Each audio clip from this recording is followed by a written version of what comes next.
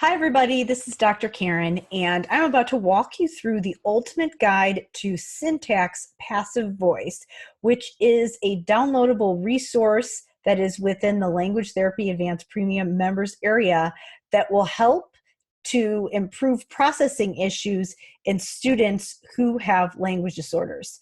So you'll notice that this month, in both the members area and in some of the free resources that are available to you if you're on the mailing list or if you are a reader of the blog, you'll notice that I am talking a lot about syntax. And I tend to do that a lot on my blog and all of my pieces of information. And the reason that I do that is because it is such an underserved area for students with language disorders. We talk a lot about processing issues, and a lot of times I think that when we get referrals, we aren't exactly sure what we mean by processing issues. So we know that research has indicated that if the underlying language issues such as vocabulary and syntax, we don't have good comprehension of those two things at the sentence level, then we won't have good comprehension at the paragraph level or when we're reading an entire chapter. So a lot of times the SLPs get referrals for students who have language processing issues, and we aren't exactly sure what components we need to address in order to remediate those processing issues. So a huge area that is often underserved in the classrooms tends to be syntax. And because we are language experts, this is an area where you can provide that unique intervention that a lot of other people might not be addressing. Not that they aren't doing a good job, when we're talking about teachers, but they have to follow the curriculum and they have to work on things like stating the main idea and all those other comprehension strategies that might work for most students, but don't always work for our students with language problems. So I'm going to go into this resource now and share this with you. And again, this is something that is available to paying members of the community. But if you're interested, I wanted to just give you a little tour of what's involved when you become a member. So I am just going to scroll down here. Okay, here we go. So we're in the front page here. So let me get to the table of contents. So in this resource, we have just a brief explanation of why syntax is so important to our students with language disorders. And then at the beginning, I walk through a mini goal bank.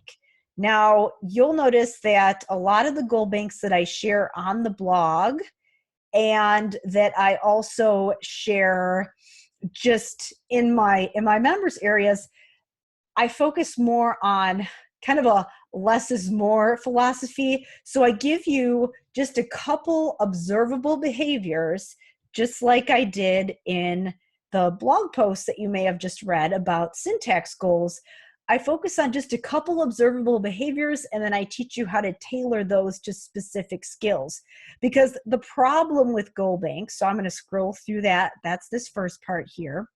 And we're going to come to the assessment probes. So let me go back to what I was saying about the goal bank. The problem with goal banks is that a lot of times if we just go to these goal banks that have massive lists of goals and we aren't really sure what we should actually be targeting, then they don't really serve a purpose. We're not being very strategic in how we use them, and the goals can be kind of hard to track, and then our therapy isn't as focused. If you're focused about what you're doing in your therapy and you have a good understanding of the skills that your students need to work on, then that can make goal writing a lot easier, which is why I talked about that at the beginning of this resource. Then the next what comes next after the goals are some informal assessment probes. So these are just some probes that you can use at the beginning here that I'm scrolling through. This is just your data form. And then these are the probes that you can use in order to see if your students can produce sentences with passive voice. So the procedures are similar to some formal assessments that are out there. This isn't meant to replace formal diagnostic testing.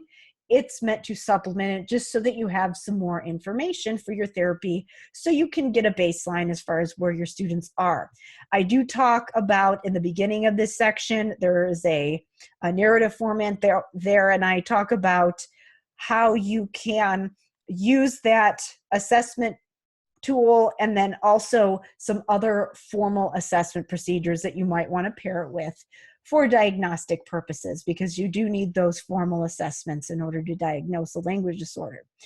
And then the main event, the main part of this resource would be these therapy worksheets. So what they are, again, I've got an explanation about how you can use them at the beginning here, but what they are, we've got over 100 pages of worksheets that have sentence probes that will elicit passive versus active voice, so that you don't have to come up with those sentences on your own, and you don't have to generate these activities just from scratch. You have a little bit of a template to follow when you are targeting that skill for your students. So what I'm scrolling through now are those worksheets. They're separated by tense. So I have past simple. We also have present progressive tense, if I scroll down there.